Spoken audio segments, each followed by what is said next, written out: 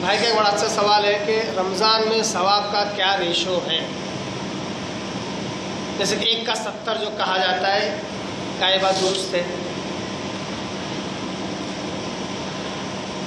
دیکھیے، اس تعلق سے ایک حدیث آتی ہے اور خاص طور پر عوام میں بہت زیادہ وہ مشہور ہے کہ ثواب ایک نیکی کریں گے تو 70 ثواب ملتا ہے، اس طرح گناہ بھی کریں گے تو بہت زیادہ گناہ ملتا ہے۔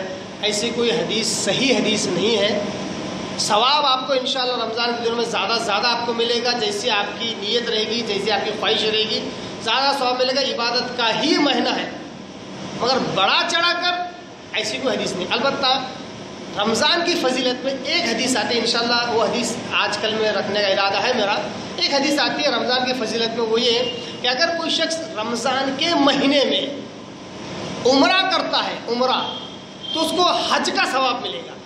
یہ ایک واحد حدیث ہے جو رمضان کی فضیلت میں ہے۔ باقی جو جتنی بھی حدیثیں آتی ہیں ان میں کی اکثر حدیثیں ضعیف ہیں یا بعض تو موضوع اور من گھڑت ہے، یعنی کہ نبی کے نام سے جھوٹی باتیں کہی گئی ہیں۔ تو کیوں نہ سال میں 1 مرتبہ مہینہ آتا ہے، اس کی ویسے ہی قدر کی جائے جیسی نبی کے وسلم نے اس کا اور اللہ تبارک تعالیٰ نے بیان کی ہے، ویسی قدر کی جائے، ویسے ہی عمل کیا جائے۔ یہ جھوٹی باتوں کے ذریعے سے اگر امت کو کسی فضیلت پر کھڑا بھی کیا جائے تو امت زیادہ دن تک نہیں کھڑی رہ سکتی ہے۔ اس کو سچ بتلایا جائے۔ اکثر ہوتا یہ ہے کہ نیکی پر عمل کروانے کے لیے ترغیب دی جاتی ہے، اور ترغیب دینے میں کبھی کبھی جھوٹ کا سہارا لینا پڑتا ہے۔ اسی طرح گناہ سے بچانے کے لیے کبھی اتنا ڈرانا پڑتا ہے کہ جھوٹ کا سہارا لینا پڑتا ہے، لیکن اس سے کبھی امت سیدھی راہ پر نہیں ہوتی۔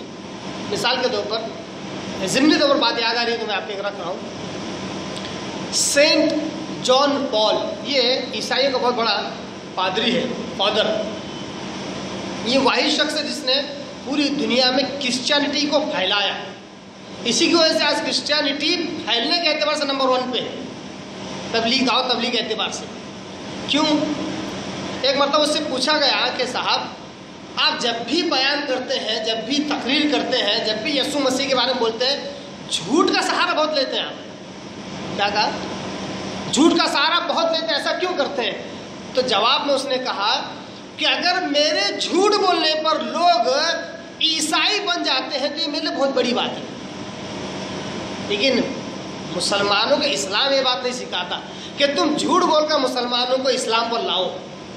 اسلام یہ بولتا ہے کہ تھوڑی بات کو مگر سچی کہو، بھلے آئے نہ آئے، ہدایت اور گمراہی دونوں اللہ کے ہاتھ میں۔ تو ہمیں چاہیے کہ اسلام کے تعلق سے، قرآن کے تعلق سے اور رمضان کے تعلق سے، یا جتنے مسئلے مسائل ہیں ان کے تعلق سے صحیح دلائل کا استعمال کریں، صحیح باتوں کا استعمال کریں، وہی امت تک پہنچائے۔ اس سے ایک بار امت سیدھی راہ پر آتی ہے تو انشاءاللہ گمراہ نہیں ہوگی۔ انشاءاللہ اسی ضمن میں میرا ارادہ بھی ہے کہ ایک درس ہمارا بالخصوص اس پر بھی ہوگا کہ رمضان روزوں کے تعلق سے ضعیف اور موضوع اور من گھڑت حدیثیں کون سی ہیں جو عام طور پر عوام میں پھیلی ہوئی ہیں، ان کا بھی ازالہ کرنا اس لیے ضروری ہے کیونکہ عوام میں غلط فہمیاں انہی کی وجہ سے ہے۔ تو انشاءاللہ وہ بھی میں آپ کے آگے رکھوں گا۔